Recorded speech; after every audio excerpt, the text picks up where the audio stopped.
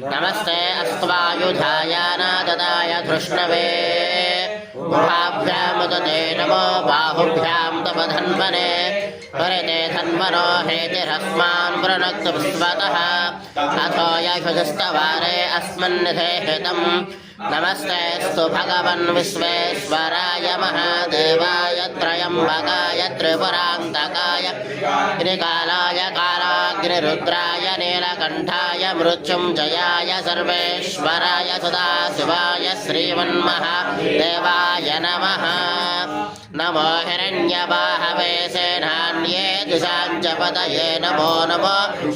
भ्यो हरिकेशेभ्यः पशूनां पतये नमो नमः सस्मिञ्जराय द्विषीमते पत्नीनां पतये नमो नमो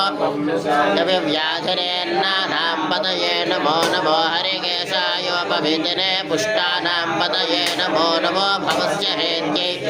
पतये नमो नमो रुद्राय तदाविने क्षेत्राणां पतये नमो नमः सोताय हन्त्याय वनानां पतये नमो नमः।